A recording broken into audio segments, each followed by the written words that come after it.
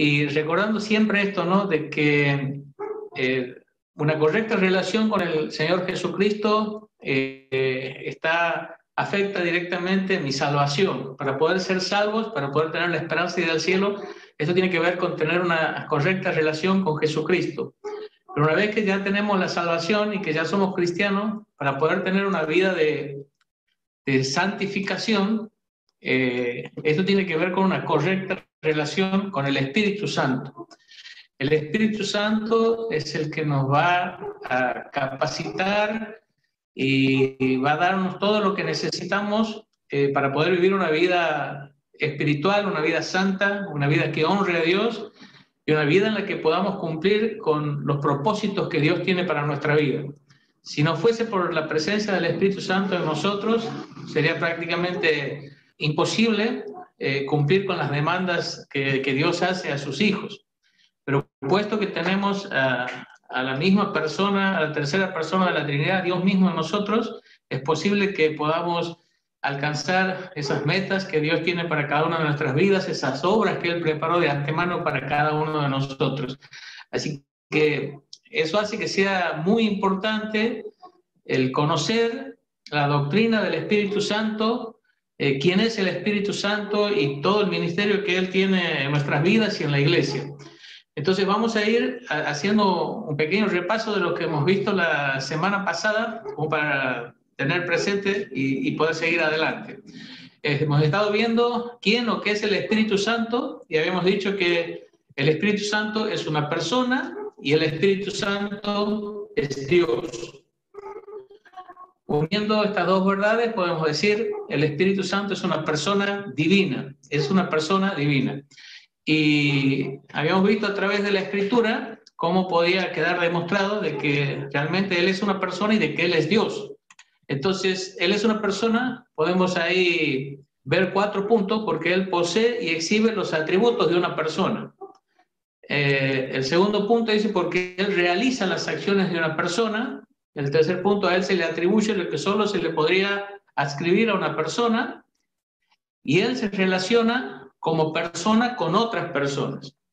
Este punto nos está mostrando bíblicamente de que el Espíritu Santo no es una fuerza, no es una influencia, no es una personificación del poder de Dios, sino que es una persona y que tiene los atributos de las personas. Entonces, el primer punto, Él posee y exhibe los atributos de una persona. O sea, Él tiene inteligencia, Él demuestra sentimientos y tiene una voluntad.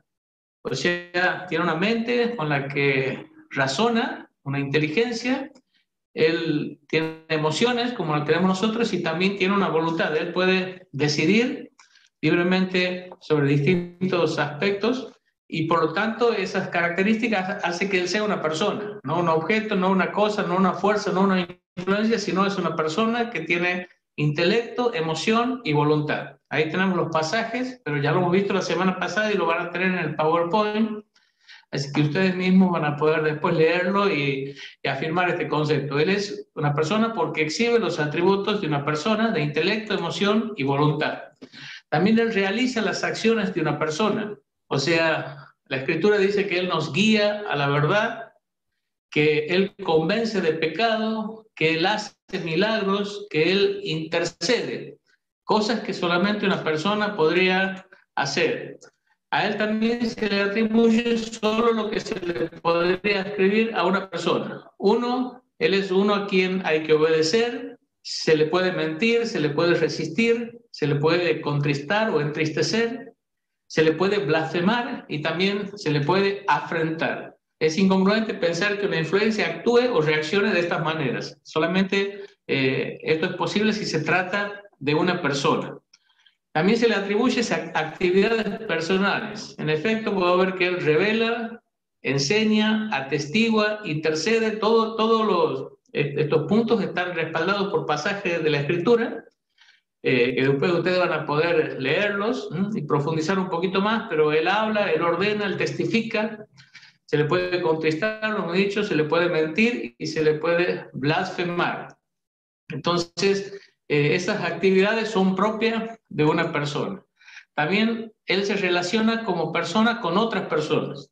Por ejemplo, vemos relacionándose con los apóstoles, con Jesús, con los otros miembros de la Trinidad, con el Padre y con el Hijo, y también con su propio poder, mostrando de que Él no es un poder, sino que es una persona que tiene poder, es omnipotente, porque Él mismo es Dios. Y la segunda parte, o el segundo punto, es que Él es Dios, o sea, es una persona y a la vez Él es Dios. Y es importante entender a la hora que decimos que Él es una persona, porque tiene mucho que ver con la obra que Él hace en nuestras vidas. No es solo una fuerza que nos da poder y nos capacita para salir a hacer lo que nosotros queremos, sino al ser una persona y tener intelecto, emoción y voluntad, cuando Él empieza a trabajar en nuestra vida y a tomar control de nuestra vida, lo que en realidad Él va a hacer es cambiar nuestra mente, cambiar nuestro corazón y cambiar nuestra voluntad. Una vida controlada por el Espíritu Santo es una vida que piensa de una manera diferente, siente de una manera diferente y actúa de una manera diferente. El problema hoy en día en los cristianos es que en realidad le damos muy poco lugar al Espíritu Santo, o queremos que el Espíritu Santo solamente intervenga en algunas pocas áreas de nuestra vida y en otras queremos seguir haciendo lo que nosotros queremos. Y queremos tener nuestros propios pensamientos, dar satisfacción a nuestros propios sentimientos y actuar a nuestra propia manera. Pero cuando Él empieza a trabajar y a tomar una vida, empieza a cambiar la mente, el corazón y la voluntad. Ahora, la Escritura también enseña que Él es Dios. Y vamos a ver también 4 puntos. Sus nombres demuestran su deidad. Sus atributos son los que solo pertenecen a Dios. Y sus acciones son las que solamente Dios puede hacer, y sus asociaciones con las otras personas de la divinidad demuestran que Él también es Dios.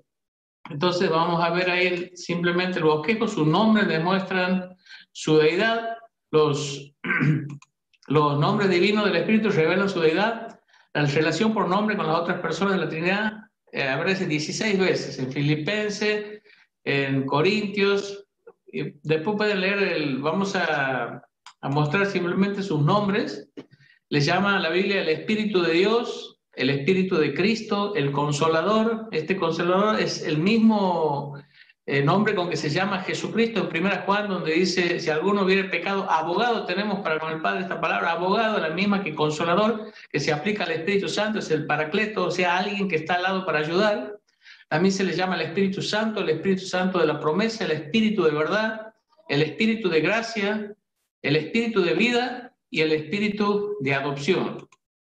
Sus atributos son los que solo pertenecen a Dios.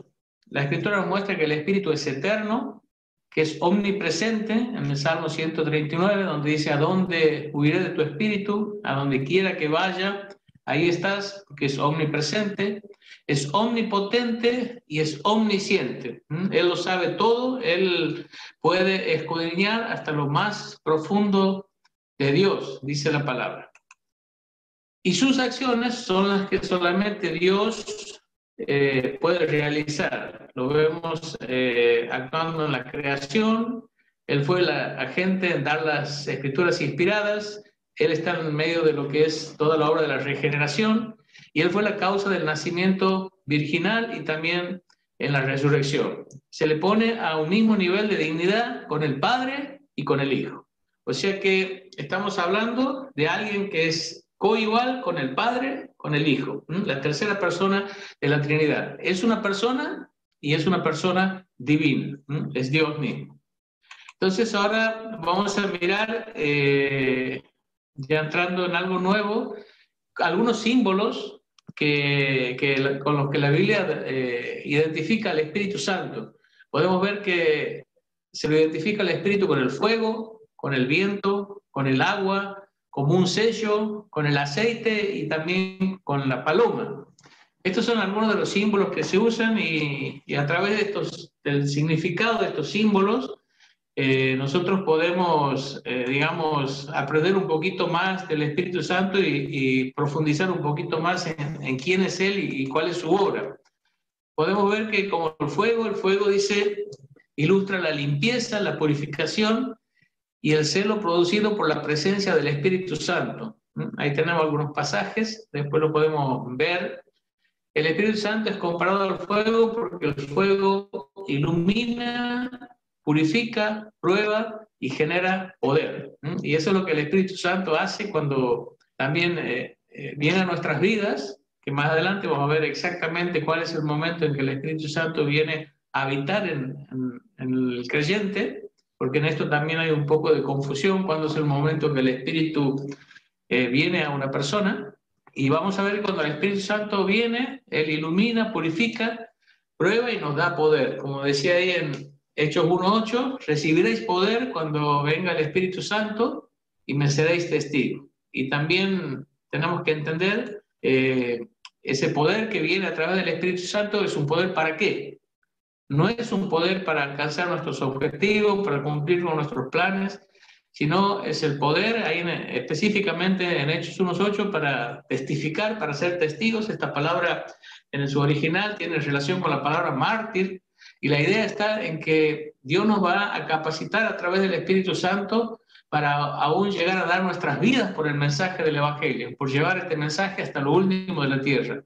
Cuando el Espíritu Santo toma control de nuestra vida, nos capacita para evangelizar y para estar dispuestos a sufrir por proclamar este mensaje y este encargo que Dios nos ha hecho de llevar este mensaje hasta lo último de la tierra. También vemos allí que otra de las figuras es el viento, y el viento simboliza la labor regeneradora del Espíritu e indica sus operaciones misteriosas, independientes, penetradoras, purificadoras y que imparten vida. Quizás ahí hay varios pasajes en Ezequiel, Juan. Quizás el pasaje más claro es cuando el Señor Jesús habla ahí en Juan 3 con Nicodemo. Ahí está hablando de la obra del Espíritu para impartir esa nueva vida, ese poder nacer de nuevo. Seguimos. También el agua es otro de los símbolos del Espíritu Santo, el agua, y dice el Espíritu Santo es la fuente de agua viva, la más pura, la mejor, porque Él es el verdadero río de agua viva cuyas corrientes impetuosas inundan nuestras almas, limpiándolas del polvo del pecado. El pasaje de Juan 7 es interesante porque ahí el Señor Jesús, en el gran día de la fiesta, dice que se paró y alzando la voz, alzando la voz dijo: si alguno tiene sed, venga a mí y beba. Y el que cree, dice, de su interior correrán ríos de agua viva. Y dice, eso lo decía haciendo referencia al Espíritu Santo que habría de venir en el día de Pentecostés. El poder del Espíritu Santo hace en el terreno de lo espiritual lo que el agua hace en el orden material. El agua purifica, refresca, apaga la sed y convierte el campo estéril en tierra fructífera. El Espíritu Santo, cuando empieza a orar en nuestras vidas, hace exactamente lo mismo. Purifica, refresca, aplaca la sed y hace que nuestras vidas puedan dar muchos frutos para la gloria de Dios. También hay un símbolo que es el sello. Y Efesios 1:13 y 2 Timoteo 2:19, está donde habla del Espíritu Santo como un sello con el cual hemos sido sellados los creyentes. Y esta ilustración presenta los siguientes pensamientos. El primero es de propiedad. La impresión del sello implica una relación con el propietario del mencionado sello y constituye una prueba segura de que le pertenece. O sea, el Espíritu Santo como sello significa que nosotros le pertenecemos a Dios, que somos propiedad de Dios, que Él es ahora nuestro dueño. Y también implica el concepto relativo a la seguridad. El Espíritu inspira la tranquilidad y la seguridad en el corazón del creyente. En Romanos 8:16 dice que el Espíritu Santo da testimonio a nuestro propio espíritu de que somos hijos de Dios. Así que el Espíritu Santo constituye las arras o un anticipo de nuestra herencia en los cielos. Es una garantía, es una seguridad de la gloria venidera. Y los cristianos, como dice Efesios, hemos sido sellados con el Espíritu Santo, por lo cual pertenecemos a Dios, somos propiedad de Dios y estamos totalmente seguros de que Dios va a completar todo lo que nos ha dado en Cristo, todo lo que nos ha regalado en Cristo. Algunos explican esto del sello y de la certeza que nos da, lo tomaba como un ejemplo, como una ilustración, un hermano que era escritor, y dice que en una oportunidad él había escrito un libro y había mandado los distintos capítulos del libro a la imprenta que lo iba a imprimir para después poder sacarlo a la venta. Entonces fue al correo, hizo la encomienda, se puso un sello y quedó allí depositado la encomienda esta para que pueda llegar hasta la imprenta donde lo iban a imprimir. Pero cuando vuelve a la casa, el escritor se da cuenta de que se había olvidado de colocar uno de los capítulos, había quedado ahí traspapelado. Entonces vuelve rápido al correo y le pide por favor que le den la encomienda porque tenía que agregarle unas cosas más. Y entonces en el correo le dijeron que solamente 2 personas podían abrir esa encomienda. Uno era el que enviaba la encomienda y otro era el destinatario, el que la tenía que recibir. Si no, era imposible romper el sello de aquella encomienda. O el que enviaba o el que recibía eran los 2 únicos que tenían la posibilidad de romper el sello. Y cuando la Biblia dice que nos ha sellado con el Espíritu Santo hasta la redención de la posesión adquirida, o sea, hasta que estemos ya en el cielo, el único que podría romper ese sello o es el que envía o es el que recibe. Y el que envía es Dios y el que recibe es Dios. Y Dios jamás va a romper ese sello porque Él ha enviado a su propio Hijo para poder salvarnos, para poder llevarnos al cielo. Y por eso Romanos dice que no existe absolutamente nada que pueda separarnos del amor de Dios. Así que este sello es un sello totalmente seguro, confiable. Es la garantía de que todo lo que Dios nos ha prometido en Cristo se va a cumplir y se va a cumplir en el tiempo exacto, el tiempo de Dios, y que nadie puede impedir que esto se cumpla, y el Espíritu Santo es justamente lo que nos da la certeza de que esto va a ser así.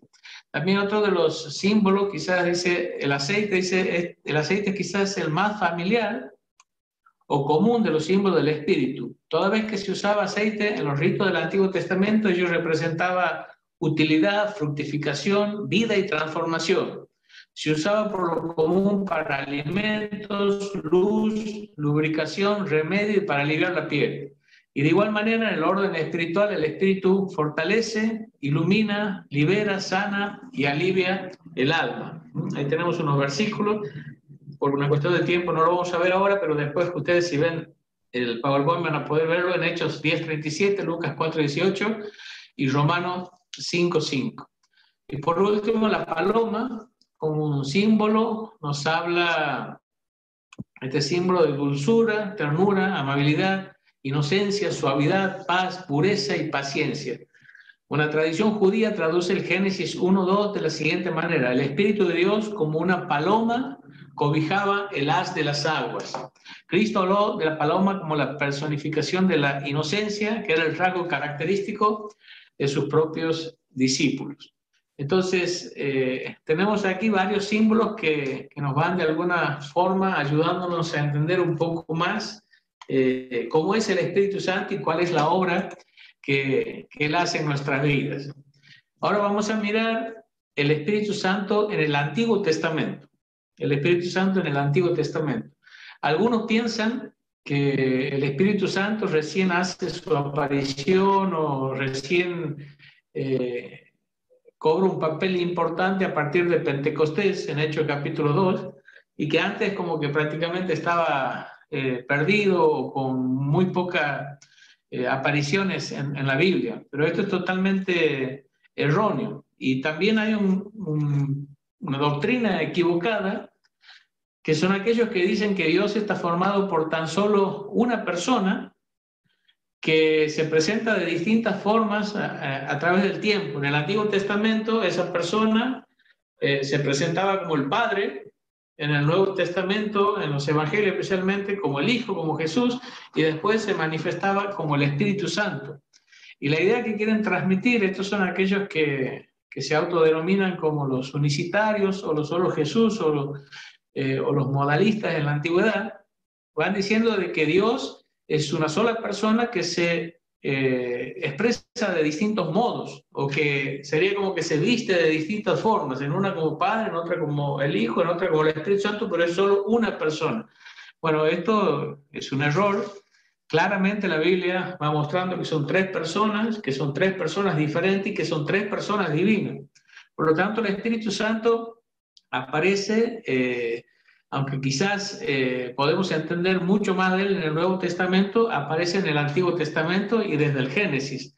Así que vamos a ver el Espíritu Santo en el Antiguo Testamento, la obra del Espíritu en la creación, vamos a ver la obra del Espíritu en la revelación y en la inspiración, y también la obra del Espíritu Santo en relación a las personas. Estamos hablando entonces del Espíritu Santo en el Antiguo Testamento. Entonces vamos a ver la obra del Espíritu Santo en la creación, vamos a ver la evidencia y vamos a ver su actividad. En cuanto a la evidencia, hay 7 versículos. 7 versículos hablan de los varios aspectos de la obra del Espíritu Santo en la creación. Estos versículos son Génesis 1:2, que ya lo hemos visto, Job 26:13, 27:3, 33:4, el Salmo 33:6, el Salmo 104:30 e Isaías 40:13. Algunos teólogos opinan de que no son referencias demasiado claras en cuanto al Espíritu Santo, pero en realidad otros demuestran de que no hay ninguna buena razón para considerar que no lo sean. O sea que muchos teólogos ven en estos versículos que están hablando acerca del Espíritu Santo. No vamos a tener tiempo de verlo uno a uno, pero sí podemos después repasarlos y vamos a ver que estos versículos están mostrando de que el Espíritu Santo ya estaba presente y estaba obrando en el Antiguo Testamento. Vamos a ver su actividad. El Espíritu Santo estuvo involucrado en el planeamiento general del universo. El Espíritu Santo estaba involucrado en el planeamiento general del universo. En Isaías 40, del 12 al 14, y ahí lo tenemos para poder leerlo, dice: ¿Quién midió las aguas con el hueco de su mano y los cielos con su palmo? Con 3 dedos juntó el polvo de la tierra y pesó los montes con balanza y con pesas los collados. Y siguiendo ahí el argumento dice: ¿quién enseñó al Espíritu de Jehová? O sea, estaba hablando de él. ¿Quién enseñó al Espíritu de Jehová? ¿O le aconsejó enseñándole? ¿A quién pidió consejo para ser avisado? ¿Quién le enseñó el camino del juicio? ¿O le enseñó ciencia y le mostró la senda de la prudencia? Aquí vemos que él estaba involucrado en el planeamiento general del universo. Ahí lo vemos ya al Espíritu Santo junto al Padre y al Hijo, interviniendo, involucrado en lo que es la creación de todo lo material. También vemos al Espíritu Santo que estuvo activo con relación a la creación de las estrellas del cielo. El Salmo 33:6 dice: por la palabra de Jehová fueron hechos los cielos y todo el ejército de ellos por el aliento de su boca. Aquí el aliento de su boca está haciendo referencia justamente al Espíritu Santo. El Espíritu también participó en la creación de la tierra. En Génesis 1:2 dice, y la palabra movía ahí, cuando dice que el Espíritu Santo se movía. En otras referencias hallamos hallado solamente en Deuteronomio 32:11, dice revolotea o aletea, y en Jeremías 29:9 dice tiemblan. Significa que el Espíritu rondaba por encima de la tierra que aún no había sido formada ni habitada y la estaba cuidando. También su actividad. El Espíritu Santo obró en la creación. Sí. En Génesis 2:7 también podemos decir que el Espíritu Santo se muestra ahí. En Génesis 2:7 dice: entonces Jehová Dios formó al hombre del polvo de la tierra y sopló en su nariz aliento de vida y fue el hombre un ser viviente. Ahí también podemos decir eso. Sí, también. Sí, porque el Espíritu Santo es simbolizado como el aliento de Dios, el soplo de Dios. Y en todos los actos de creación están involucradas las tres personas de la Trinidad. Ok, gracias. Entonces el Espíritu obró en la creación de los animales, dice: envías tu Espíritu, son creados y renuevas la faz de la tierra. Y está hablando ahí de lo que es la creación de los animales y también de la creación del hombre. Dice Job 33:4, el Espíritu de Dios me hizo y el soplo del Omnipotente me dio vida. Así que el alcance de su actividad incluyó todas las facetas básicas de la creación. Ahí estaba Dios a pleno, el Padre, el Hijo y el Espíritu Santo, en lo que es la creación del universo y en la creación de todo lo que existe. Y ya lo tenemos ahí presente al Espíritu Santo. Lógicamente, Él es eterno, así que desde la eternidad estaba actuando. También la obra del Espíritu Santo en la revelación y en la inspiración. Esto tiene que ver con las Escrituras, que el Espíritu Santo fue el agente en revelar y grabar el mensaje de Dios para el hombre en los tiempos del Antiguo Testamento. Se enseña claramente tanto en el Antiguo como en el Nuevo Testamento. Y vamos a ver, Pedro aporta la afirmación más inclusiva sobre el tema en 2 Pedro 1:21.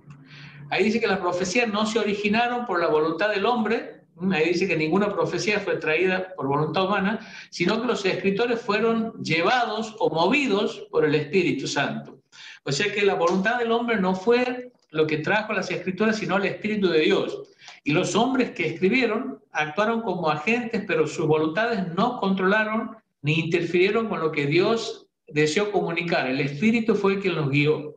Es importante entender que el Espíritu Santo no solo impulsó y guió a los escritores, sino que Él estuvo en control de que se escribiera exactamente lo que Dios quería que se escriba, palabra por palabra, porque creemos en la inspiración plenaria y verbal de las Escrituras. O sea, inspirada desde Génesis hasta Apocalipsis, y en cada una de sus palabras el Espíritu Santo controló que se pusiera exactamente la palabra que quería que se ponga para transmitir el concepto que Él quería que se transmitiera con toda exactitud y precisión. Ahora, el Espíritu Santo usó a hombres, digamos, con su personalidad, con su trasfondo, con sus conocimientos. No desechó totalmente, no fue que los hombres actuaron simplemente como escribientes mecánicos, sino que Dios usó toda su personalidad, su estilo, sus conocimientos, su temperamento, y podemos ver por eso que entre los escritos de un autor y otro se notan diferencias. Pero lo que sí, el Espíritu Santo estuvo controlando que se escribiera exactamente lo que Dios quería y transmitir la verdad de Dios. Por eso la Biblia es inerrante, es exacta y es verdad desde el Génesis hasta el Apocalipsis. Los versículos específicos del Antiguo Testamento, como fíjense, 2 Samuel 23:2, dice: el Espíritu de Jehová ha hablado por mí y su palabra ha estado en mi lengua. También Miqueas 3:8 dice: mas yo estoy lleno de poder del Espíritu de Jehová y de juicio y de fuerza para denunciar a Jacob su rebelión y a Israel su pecado. O sea que indica que los profetas hablaron por medio del Espíritu Santo. También en el Nuevo Testamento se atribuye al Espíritu Santo ciertas citas del Antiguo Testamento. O sea, cosas que estaban escritas en el Antiguo Testamento, cuando en el Nuevo Testamento se las citaron, atribuyeron estas citas al Espíritu Santo. Por ejemplo, cuando Cristo, allí debatiendo con los fariseos, cita el Salmo 110, dice: y él reconoció que fue escrito por David, pero que fue dado por el Espíritu.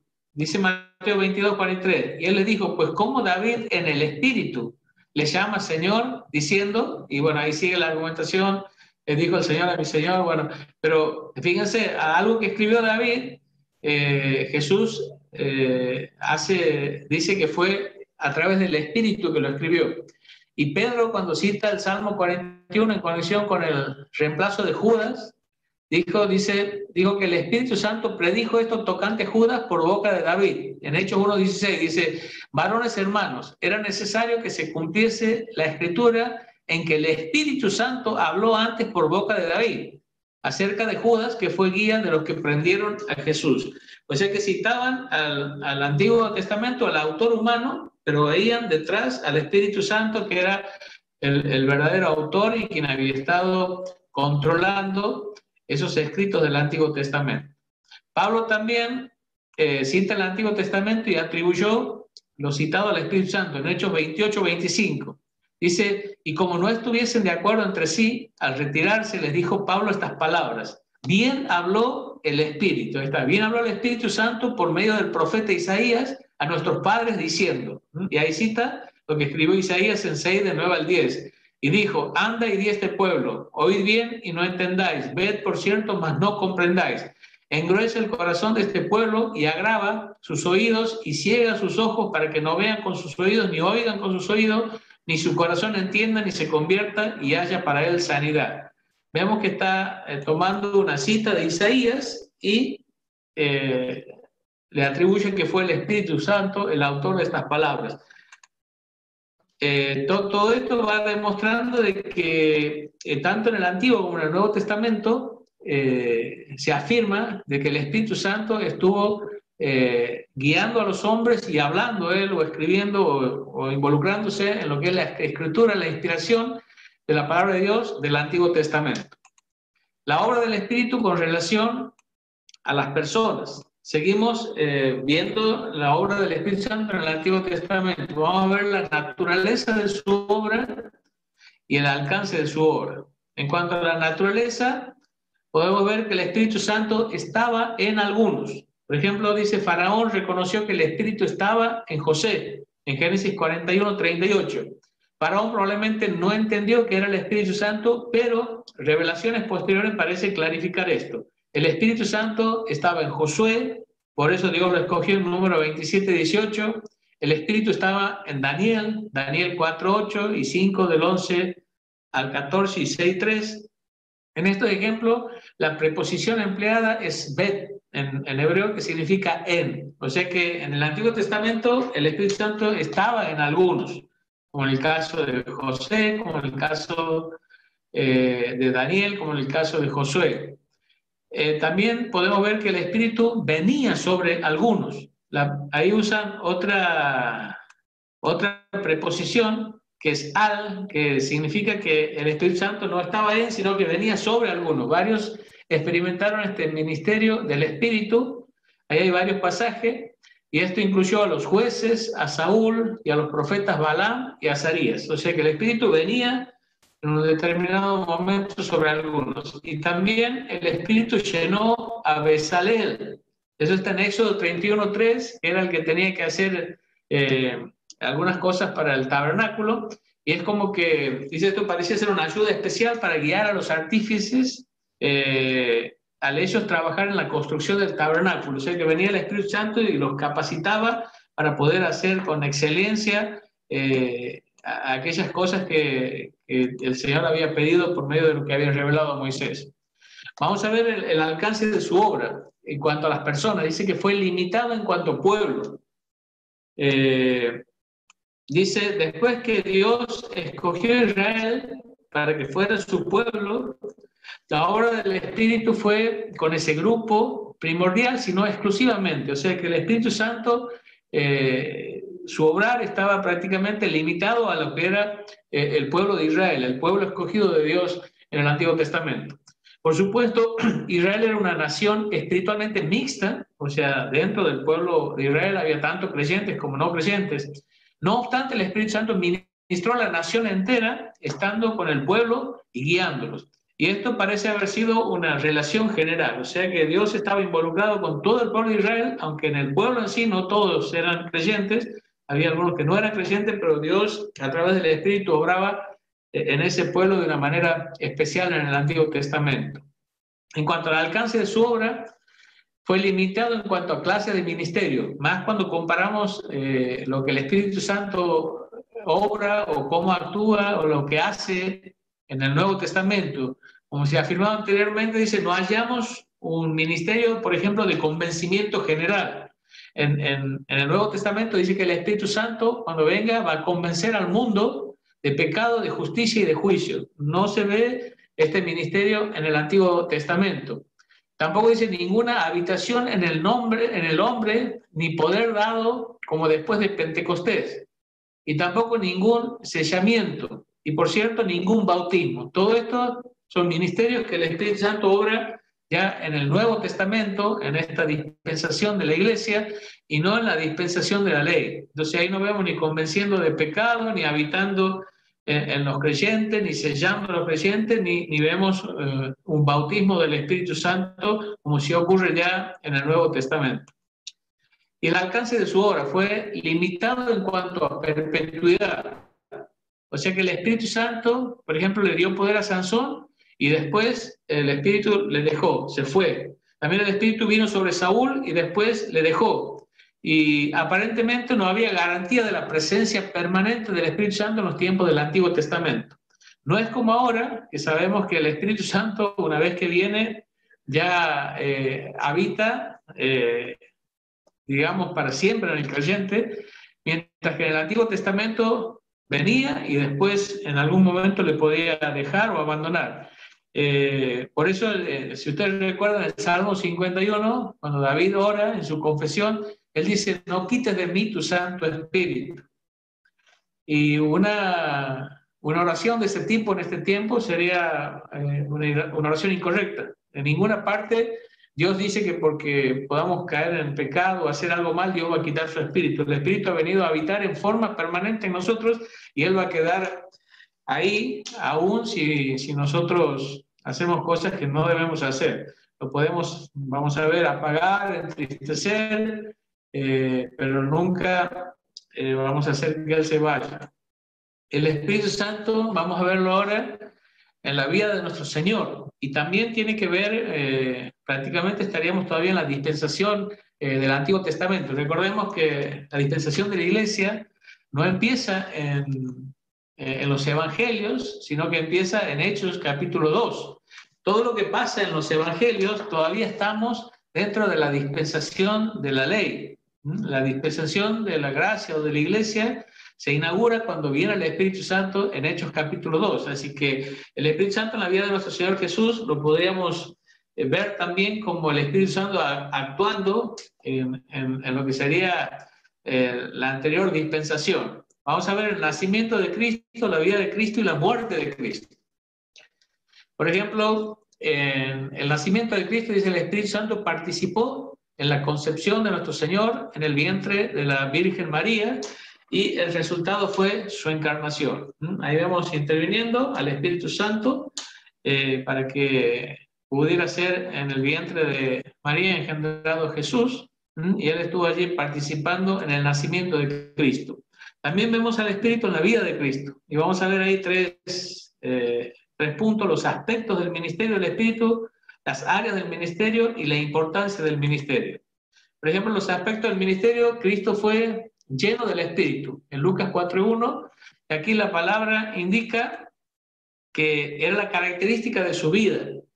Así como en Hechos 6:3, recuerdan cuando tienen que elegir servidores para que atiendan las mesas porque había quejas de los creyentes griegos. Entonces dice que busquen allí a personas llenas de sabiduría, de fe y llenas del Espíritu Santo. Y después, entre uno de los elegidos estaba Esteban, y dice, una de las características de Esteban es que estaba justamente lleno del Espíritu Santo. Y en la vida de Jesús esto fue algo constante, no fue algo momentáneo, sino una relación que él tuvo durante toda su vida. El Espíritu Santo, el Señor Jesucristo fue lleno del Espíritu Santo durante toda su vida. Cristo fue ungido con el Espíritu Santo. Lo vemos en Lucas 4:18, en Hechos 4:27, en Hebreos 1:9. Esto quiere decir que Él es el Mesías, el ungido, que tenía poder para desempeñar su ministerio profético. En cierta medida nosotros también somos ungidos. Recuerden que la palabra ungido es el español, en el griego sería la palabra Cristo y en el hebreo sería la palabra Mesías. Estas tres palabras son las mismas, nada más que en distintos idiomas. Ungido, Cristo y Mesías son la misma palabra. Y nosotros también tenemos la unción del Santo, dice 1 Juan, o sea que nosotros hemos sido ungidos. Nosotros somos en cierta manera Cristos, pero Jesús era el Cristo, el Mesías, el escogido especial por Dios para venir a hacer la obra de redención al mundo. Nosotros somos uno de tantos de los creyentes que hemos sido ungidos con el Espíritu Santo, tenemos la unción. También dice Cristo se regocijó en el Espíritu, en Lucas 10:21. Y esto posiblemente fue una evidencia de que él estaba lleno del Espíritu Santo, porque uno de las, digamos, de las partes del fruto del Espíritu Santo es justamente el gozo. Y el cuarto dice, Cristo anduvo en el poder del Espíritu durante toda su vida. Esto fue predicho por Isaías 42, 1 al 4 y 61, 1 al 2, y experimentado por Jesús de Nazaret en sus ministerios de predicación, Lucas 4, 18, y de hacer milagros. Recordemos que Él se hizo hombre y Él vino para vivir como uno de nosotros. Y entonces Él no vivía en su poder como Dios, sino que Él vivía como hombre, pero Él dependía y estaba lleno del Espíritu Santo, y todas las obras que hacía las hacía en el poder del Espíritu Santo. Realmente esto nos deja una enseñanza muy importante para nosotros, que nosotros podemos vivir realmente vidas sobrenaturales, vidas realmente que se eleven muy por encima del nivel de la mediocridad, en la medida que nosotros cedamos el control de cada área de nuestra vida al Espíritu Santo. Nosotros tenemos al mismo Dios viviendo en nosotros, y Él quiere tomar el control de nuestros pensamientos, de nuestra mente, de nuestro corazón y de nuestra voluntad. Pero Él no lo va a hacer por la fuerza. Él, digamos, ya cuando miremos la llenura del Espíritu Santo, vamos a ver que nosotros somos quienes le tenemos que dar a Él la libertad para guiar y controlar nuestras vidas. Y si nosotros permitimos al Espíritu Santo llenarnos cada día, lo que significa controlarnos, guiarnos, dirigir nuestros pensamientos, nuestras decisiones, y somos fieles en obedecer y en hacer lo que Él nos muestra a través de su palabra, realmente nuestra vida puede impactar de una manera extraordinaria otra vida, como lo hizo la vida de Jesús. Pero mucho tiene que ver, digamos, cuánto nosotros permitimos al Espíritu Santo controlar nuestras vidas. Vamos a las áreas del ministerio del Espíritu. El ministerio del Espíritu en la vida de nuestro Jesús estaba relacionado con su oficio de profeta. Al comienzo de su ministerio público, él declaró que el Espíritu del Señor estaba sobre él, y para proclamar el año favorable del Señor. ¿Se acuerdan que eso fue cuando él abrió el reyo ahí delante en la sinagoga? Y él dijo que esas profecías se habían cumplido hoy, digamos, delante de los ojos de todos aquellos que los estaban escuchando, y bueno, después quisieron apedrearle porque no comprendían que estaban frente realmente al Hijo de Dios y frente al Mesías. Pero ahí él dijo, el Espíritu del Señor está sobre él, o sea que el Espíritu Santo estaba allí dándole, digamos, el poder y la capacidad de ejercer su oficio de profeta. Y el ministerio, el punto 2 dice, el ministerio del Espíritu también le capacitó para llevar a cabo algunos de sus milagros. Dice, sin duda, algunos de los milagros del Señor se llevaron a cabo en el poder del Espíritu. Esta atribución fue la causa del incidente tocante al pecado imperdonable. ¿Recuerdan cuando él hizo ese milagro allí impactante? Los líderes religiosos se molestaron, y frente a esta manifestación de poder, en lugar de reconocer de que era realmente algo que venía de Dios y que era el Espíritu Santo, ellos por celos dijeron que quien estaba obrando allí por medio de él era Belcebú. O sea, el mismo Satanás, el mismo demonio, era quien hacía las obras a través de Cristo. Y es ahí donde se produce lo que Jesús llamó el pecado imperdonable. Cualquier blasfemia le será perdonada, pero el que blasfeme contra el Espíritu Santo, esto no se le perdonará, ni en este siglo ni en el venidero. En el Antiguo Testamento dice el darle vista a los ciegos, una prerrogativa de Dios. Está en Isaías 29, 18, 35, 5 y 47. Y Juan documenta la curación del hombre que nació ciego, en Juan, ciego de nacimiento, del 9 del 1 al 41. Y todas estas fueron obras efectuadas por el Espíritu Santo. Y la importancia del ministerio del Espíritu, primero en el desarrollo de la humanidad de Cristo. Ahí el pasaje en Lucas 2:52 dice que el Señor crecía en sabiduría, en estatura, en gracia, para con Dios y para con los hombres.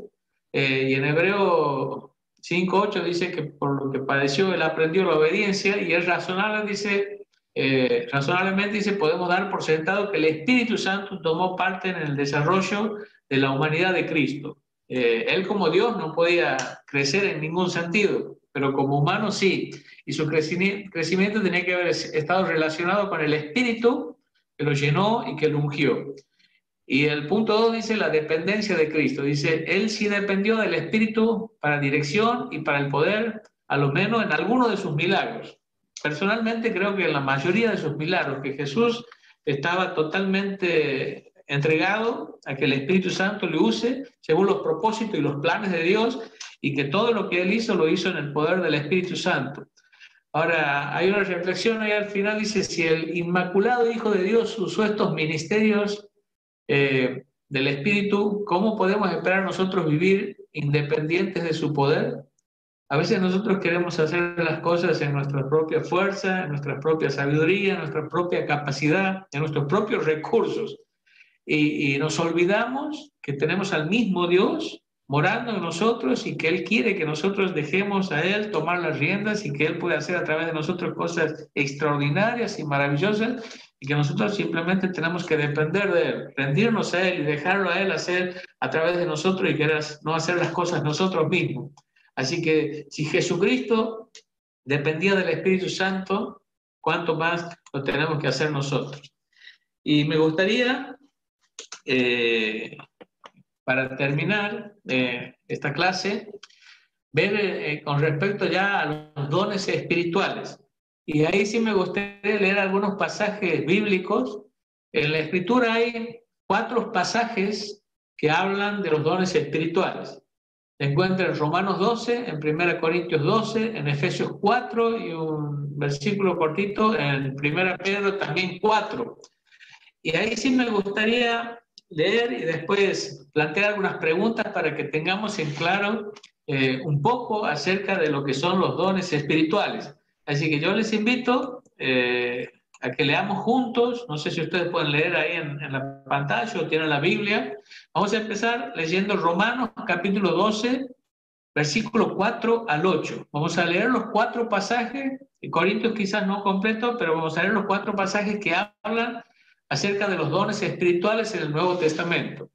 Dice así Romanos 12:4, porque de la manera que en un cuerpo tenemos muchos miembros, pero no todos los miembros tienen la misma función, así nosotros, siendo muchos, somos un cuerpo en Cristo, y todos miembros los unos de los otros. De manera que teniendo diferentes dones, ahí está, teniendo diferentes dones, según la gracia que nos es dada, dice, si el de profecía, úsese conforme a la medida de la fe, o si de servicio en servir, o el que enseña en la enseñanza, el que exhorta en la exhortación, el que reparte con liberalidad, el que preside con solicitud, el que hace misericordia con alegría, y el que hace misericordia con alegría. Ahora vamos al pasaje de 1 Corintios capítulo 12. Dice el versículo primero, dice, no quiero, hermanos, que ignoréis acerca de los dones espirituales. Aparentemente estaban ignorando algunas verdades y el apóstol Pablo dice, no quiero que ignoréis acerca de los dones espirituales. Así que esto también es para nosotros. No tenemos que ignorar lo que la Biblia enseña en cuanto a los dones espirituales. El capítulo 12, del 4 al 7 de 1 Corintios dice, ahora bien, hay diversidad de dones, pero el Espíritu es el mismo.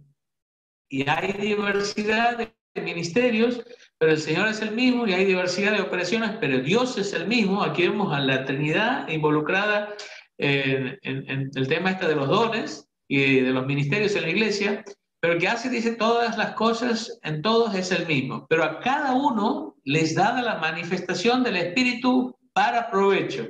Hay algunas palabritas subrayadas que son importantes, pero a cada uno les da la manifestación del Espíritu, es estos dones espirituales para provecho. Después dice, pero todas estas cosas las hace uno y el mismo Espíritu, repartiendo a cada uno en particular como Él quiere. Porque así como el cuerpo es uno y tiene muchos miembros, pero todos los miembros del cuerpo, siendo muchos, son un solo cuerpo, así también Cristo. Después, del versículo 14 al 18 dice, además el cuerpo no es un solo miembro, sino muchos. Si dijera el pie, porque no soy mano, no soy del cuerpo, por eso no será del cuerpo, Y si dijere la oreja, porque no soy ojo, no soy del cuerpo, por eso no será del cuerpo. Si todo el cuerpo fuere ojo, ¿dónde estaría el oído? Si todo fuese oído, ¿dónde estaría el olfato?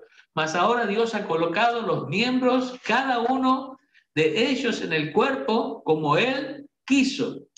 Cada frase que subrayada es importante. Dios ha puesto, dice, y el ojo puede decir a la mano, no te necesito, ni tampoco la cabeza a los pies, no tengo necesidad de vosotros. Antes bien, los miembros del cuerpo que parecen más débiles son los más necesarios. Y ahora pasamos al 25 al 27. Para que no haya desaveniencia en el cuerpo, sino que los miembros todos se preocupen los unos por los otros. De manera que si un miembro padece, todos los miembros se duelen con él, y si un miembro recibe honra, todos los miembros con él se gozan. Vosotros pues sois el cuerpo de Cristo y miembro cada uno en particular. Ahora vamos al pasaje de Efesios. Ya los pasajes que quedan son más cortitos. Dice, por lo cual, dice, subiendo a lo alto llevó cautiva la cautividad y dio dones a los hombres. Efesios 4:8. Y después del 11 al 12 dice, y él mismo constituyó a unos apóstoles, a otros profetas, a otros evangelistas, a otros pastores y maestros, a fin de perfeccionar a los santos para la obra del ministerio, para, subrayado, la edificación del cuerpo de Cristo. Siempre que habla de dones, está hablando de un cuerpo, de distintos miembros, diferentes unos de otros, y eso tenemos que tener en cuenta porque esa figura que Dios está haciendo ahí nos va demostrando de que no tenemos todos los mismos dones, de que no tenemos que esperar todo, de que cada uno es diferente, tiene dones diferentes, y entre todos conformamos un cuerpo para que funcione de una manera excelente. Efesios del 14 dice, para que ya no seamos niños fluctuantes, llevados por doquier de todo viento de doctrina, por estratagemas de hombres que para engañar emplean con astucia las artimañas del error, sino que siguiendo la verdad en amor, crezcamos en todo, en aquel que es la cabeza, esto es Cristo, de quien todo el cuerpo, bien concertado, otra vez, bien concertado y unido entre sí por todas las coyunturas, se ayudan mutuamente, según la actividad propia de cada miembro. Fíjense, distintos dones, ayudándonos mutuamente. ¿De qué forma? Bueno, según la actividad propia de cada miembro. Y recibe su crecimiento para ir edificándose en amor. Y ahora vamos al último versículo, al último pasaje, que es 1 Pedro 4, 10 y 11. Dice, cada uno según el don que ha recibido, ministrelo, úselo para servir a otros, como buenos administradores de la multiforme gracia de Dios. Si alguno habla, hable conforme a la palabra de Dios. Si alguno ministra, ministre conforme al poder que Dios da, para que en todo sea Dios glorificado por Jesucristo, a quien pertenece la gloria y el imperio por los siglos de los siglos. Amén. Estos son los 4 pasajes. Romanos 12, 1 Corintios 12, Efesios 4 y 1 Pedro 4, que habla acerca de los dones espirituales. Aquí aparecen todos los dones en estos 4 pasajes. Y no sé si vamos a tener tiempo de ver, vamos a ver que hay dones que dejaron de estar operativos en un determinado tiempo porque cumplieron su propósito, pero no vamos a ver eso ahora. Yo quiero plantear aquí algunas preguntas. La primera es, ¿qué es un don espiritual? ¿Qué es un don espiritual? Y lo podríamos definir así. Es una capacidad sobrenatural dada por Dios para que podamos ser de edificación al cuerpo de Cristo. Es una capacidad sobrenatural dada por Dios para que podamos ser de bendición y de edificación al cuerpo de Cristo. Ese es un don espiritual. La segunda es, ¿con qué fin Dios los da? ¿Cuál es el propósito que tiene Dios al darnos un don? Bueno, el propósito es la edificación de la iglesia. Es que nosotros usemos ese don para bendecir y edificar a la iglesia, al cuerpo de Cristo. Nunca un don en la Biblia es dado para una autoedificación, ni para una autosatisfacción, ni para una autoexhibición, sino que es dado para el servicio y la bendición del cuerpo en general de la iglesia. O sea que Dios los da para que edifiquemos la iglesia, para que sea de provecho a la iglesia y para que esto dé gloria, redunde en gloria para Dios, no para el que tiene el don. En tercer lugar, ¿quiénes poseen dones espirituales? ¿Quiénes son los que poseen dones espirituales? Bueno, la Escritura muestra que ha sido dado a cada uno por lo menos un don espiritual. Ahí dice que Dios ha dado a cada uno. Puede ser que haya creyentes, o sea, podemos decir así, cada creyente tiene por lo menos un don espiritual.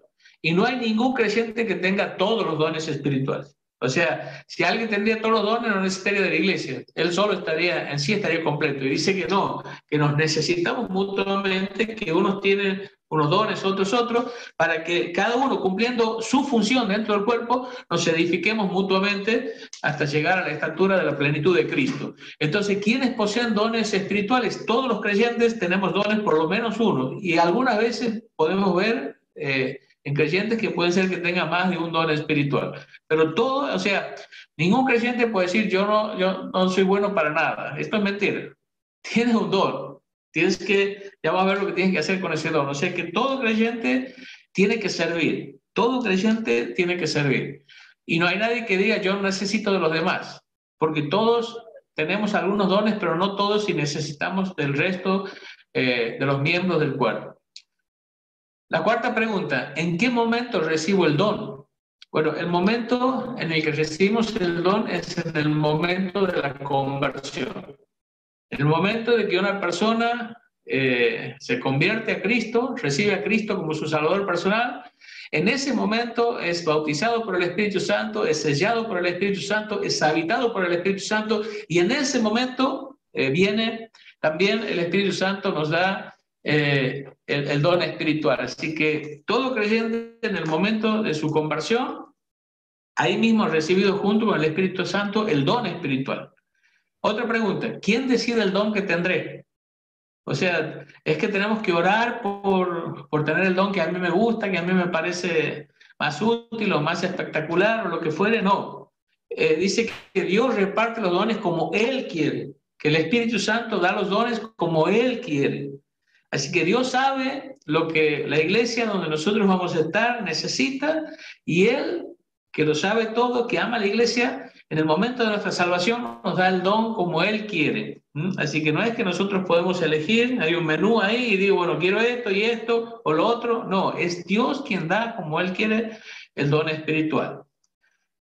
Otra pregunta más, ¿qué me indica el don? Bueno, lo que me indica el don es el lugar en donde yo debo estar sirviendo, en donde me debo enfocar en cuanto al servicio en la iglesia.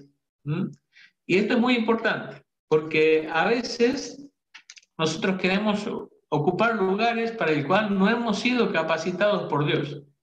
Y a mí me ha tocado ver personas que quieren hacer algo para lo cual Dios no los ha dotado. Y realmente es algo triste porque está en un lugar que no le corresponde, está ocupando el lugar que debería estar otra persona que sí tiene el don, y realmente lo que pasa es algo triste, porque en lugar de glorificar a Dios, está deshonrando a Dios porque está haciendo un trabajo mediocre que no es digno del Señor. Entonces el don me indica qué es lo que, en cuál lugar yo debo enfocarme y cuál es el lugar que yo debo ocupar dentro de lo que es, digamos, el ministerio en la iglesia. Cuando uno mira los dones, vamos a ver que en forma personal prácticamente debemos practicar todos los dones. Todos tenemos que tener misericordia, todos tenemos que tener fe, todos tenemos que ofrendar, todos tenemos que evangelizar. Y uno mira, pero el área especial del ministerio en donde uno se va a involucrar y se va a enfocar dentro de lo que es la iglesia tiene que estar en relación con su don espiritual. Y por último, ¿qué pasa si escondo mi don? O sea, Dios me ha dado un don, pero yo me quedo ahí con mi don guardado, no lo uso, no soy de bendición a la iglesia. Y bueno, lo que pasa es sencillo, que un día todos nosotros vamos a tener que dar cuentas a Dios de lo que hemos hecho con lo que Él nos ha dado. Dice que a quien más se le da, más se le va a demandar, a quien menos se le da, menos se le va a demandar, pero todos tenemos algo y vamos a tener que dar cuenta qué hemos hecho con eso que Dios ha puesto en nuestras manos. Los creyentes todos vamos a ir al cielo, lo tenemos bien claro eso. Pero yo no sé si ustedes saben que antes de llegar al cielo hay una estación previa, que es el tribunal de Cristo.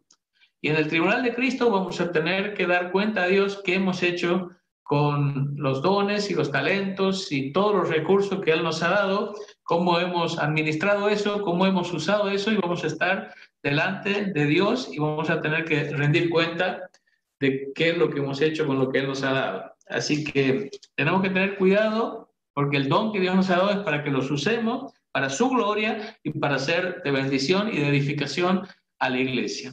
Entonces, termino con esto. ¿Qué hacer con el don espiritual? Y hay tres cosas y con eso ya vamos a estar terminando. ¿Qué hacer con el don espiritual? Lo primero que tenemos que hacer es descubrirlo. Para descubrirlo, nosotros vamos a tener que estudiar cuáles son los dones espirituales que hay en la Escritura, cuáles son los dones que están operativos en este tiempo, ver más o menos lo que significa, cómo se manifiestan estos dones. Y quizás la forma de descubrirlo es como dice Eclesiastés: haz todo lo que venga a tus manos según tus fuerzas. Empezá a servir y empezá a hacer cosas. ¿Y cómo vas a hacer vos para descubrir tu don? Para mí es muy sencillo, porque todo empieza con la letra F. Primero, cuando te encuentres con lo que es tu don, vas a descubrir que tienes facilidad para hacerlo. O sea, hay otras cosas que te van a costar un montón, que te van a pedir que las hagas, y a lo mejor haces tu mejor esfuerzo y te cuesta mucho, pero hay otras que ves que si te esfuerzas, nada se logra sin esfuerzo, pero vas a ver que hay ciertas cosas para las que tienes más facilidad. Entonces, aquello que te resulte más fácil, que vos veas que no te cuesta tanto como otras cosas, es posiblemente que eso te esté indicando tu don. La segunda cosa es fervor o fuego. Cuando vos empiezas a ministrar en el área de tu don, vas a empezar a sentir pasión por eso, fervor, fuego. O sea, es algo que te va a entusiasmar, es algo que te va a gustar. La tercera cosa es fruto. Vas a ver que cuando vos te orientas hacia tu don, vas a ver que hay frutos que traen resultados. Si es la enseñanza, vas a ver que personas te entienden, aprenden y son edificadas. Si sos evangelista, vas a compartir y vas a ver que personas van aceptando a Cristo como Salvador. Si es el de misericordia, te vas a acercar a una persona y vas a hablar y la vas a contener, y la persona va a salir consolada y bendecida. Y vas a ver que hay frutos en tu trabajo. Entonces, vas a ver que hay facilidad, que hay fervor, que hay fruto. Y lo último, lo he puesto, va a haber felicitaciones. ¿Qué significa eso? Que otros van a ver que realmente lo haces bien. Y no va a faltar personas que te van a decir: che, qué bien que has enseñado, qué lindo mensaje que has dado, me ha gustado. O qué bien que has cantado, en lo caso de un talento. O qué bien que has hecho tal o cual cosa. Vas a ver que otros también se dan cuenta de que tienes aptitudes para una determinada área del ministerio. Entonces, ten en cuenta eso. Algo que te resulta fácil, algo que te produce fervor, algo que trae frutos y algo que lleva a que otros también te feliciten y reconozcan que ha sido un buen trabajo. Una vez que vos descubres en qué área te sientes mejor, más cómodo, y ves que Dios está allí obrando, tienes que desarrollar ese don. O sea, tienes que empezar a trabajar para perfeccionarlo, para nutrirlo, para hacer que ese don pueda llegar a su máximo de excelencia. Por supuesto que siempre en dependencia de Dios, en oración, pero sabiendo que vos tienes que hacer tu parte. No es que Dios lo va a hacer todo. Dios te da el don y Dios te da el don de enseñanza, entonces va a agarrar la Biblia, abrir en cualquier lado y va a salir un buen mensaje. No, Dios quiere que estudies su palabra, que estudies su homilética, que estudies oratoria, que estudies todo lo que pueda enriquecer ese don y que lo desarrolles al máximo, que hagas todo lo que vos puedas. Pero después, que a la hora de usarlo, que dependas de Dios. Pero Dios no bendice la ociosidad, la pereza, la vagancia. Dios va a ver quién está realmente esforzándose, enfocándose en su don, y va a bendecir el esfuerzo y el trabajo que uno haga de corazón, buscando ser de bendición a otros y buscando glorificar a Dios. Y una vez que lo descubres, lo desarrollas, tienes que dedicarlo. Ponerlo allí en las manos de Dios y decir: Señor, úsame como quieras, donde quieras. Tú me has dado este don, lo has hecho para tu gloria, aquí estoy yo. Y Dios te va a llevar a lugares que tal vez no pensabas ir, o que nunca se te había cruzado por la cabeza, pero Dios te dice: te necesito aquí. y quiero que ese don que lo has dado lo apliques aquí, en este lugar. Y tienes que dedicarlo a Dios y estar dispuesto a decirle a Dios, Señor, aquí estoy, aquí está mi don, aquí está todo lo que yo he trabajado para desarrollarlo y para perfeccionarlo. Úsame donde quieras y como quieras para tu gloria y para la edificación de la iglesia. Así que vamos a terminar aquí.